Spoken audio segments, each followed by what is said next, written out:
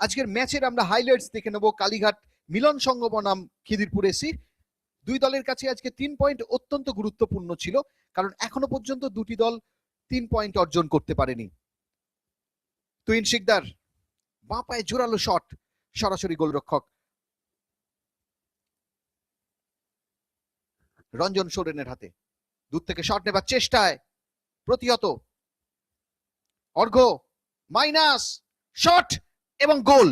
প্রথম গোল এবং ইকুয়ালাইজার গোলটা দেখুন, গোলের প্রত্যুত্তরে গোল করলো সে এমডি তৌফিক।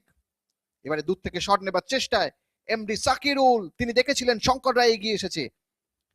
দ্বিতীয়ার্ধের শেষ 5 মিনিট একেবারে নাটকীয়তায় জমজমাট এই ম্যাচ।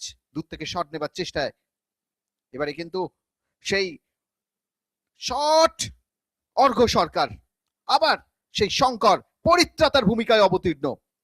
শট নেবার চেষ্টায় ছিল, আজকে বারবার করে পরিত্রাতার ভূমিকায় কিন্তু অবতীর্ণ হয়েছে এই শঙ্কর। পোস্টে লেগে প্রতিহত, এবার একটা দারুণ জায়গায় মাইনাস, কিন্তু নো ম্যানস ল্যান্ডে শট। আবার শঙ্কর অনবদ্য আজকে বিজয় সরকার এবং শঙ্করের লড়াই। এবারেও কিন্তু শঙ্কর দেখার মতন ফুটবল খেলছে। এক্ষেত্রে সেই প্রতীক স্বামী অনবদ্য ডিফেন্ডিং, আউটিংটা মিস করেছিল, কিন্তু সেই অর্ঘ্য সরকার হেড আসবে কি, কিন্তু না, দূর থেকে শট সরাসরি শঙ্করের কাছে।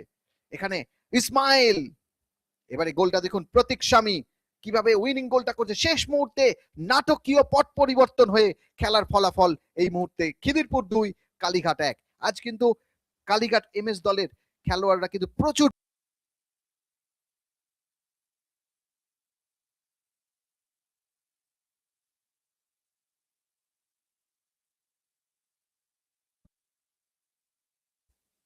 এবং আজকের full time score Kalighat MS 1 Khidirpur 2।